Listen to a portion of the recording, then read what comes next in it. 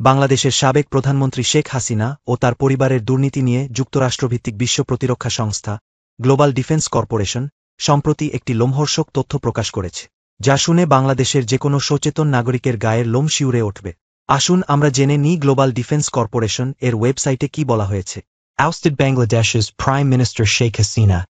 Her son Sajib Wazed Joy and niece Tulip Siddiq embezzled $5 billion from overpriced $12.65 billion Rupar nuclear power plant through Malaysian banks.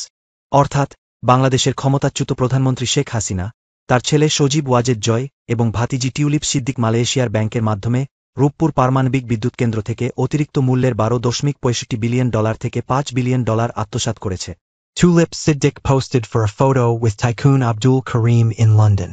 Tulip Siddiq has been living in mansion owned by Abdul Karim.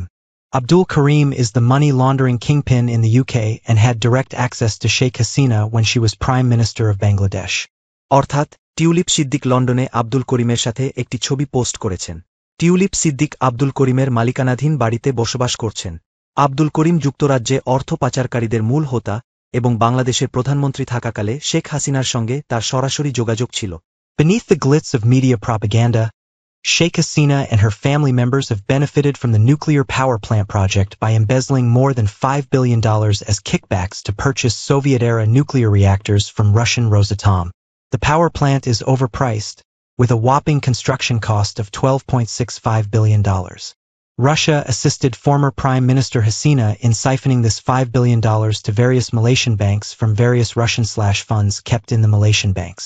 অর্থাৎ শেখ হাসিনা এবং তার পরিবারের সদস্যরা Russian Rosatom থেকে Soviet ইউনিয়নের পারমাণবিক চুল্লি কেনার জন্য $5 বিলিয়ন বেশি অর্থ আত্মসাৎ করে পারমাণবিক বিদ্যুৎ কেন্দ্র প্রকল্প থেকে উপকৃত হয়েছে। বিদ্যুৎ কেন্দ্রটির দাম অনেক বেশি, যার নির্মাণ ব্যয় প্রায় $12.65 বিলিয়ন। মালয়েশিয়ার ব্যাংকে রাখা রাশিয়ান/তহবিল থেকে মালয়েশিয়ার বিভিন্ন ব্যাংকে এই $5 বিলিয়ন পাঠানোর ক্ষেত্রে রাশিয়া সাবেক প্রধানমন্ত্রী শেখ হাসিনাকে সহায়তা করেছিল। Bangladesh has no prior knowledge of the nuclear industry, nor does it have professionals who can design and construct nuclear power plants. Nevertheless, Bangladesh signed the contract with Russia to build a power plant and let Russia completely control the construction without any supervision because Sheikh Hasina and her family received $5 billion in kickbacks. অর্থাৎ বাংলাদেশের পারমাণবিক শিল্প সম্পর্কে কোনো পূর্ব জ্ঞান বা অভিজ্ঞতা নেই।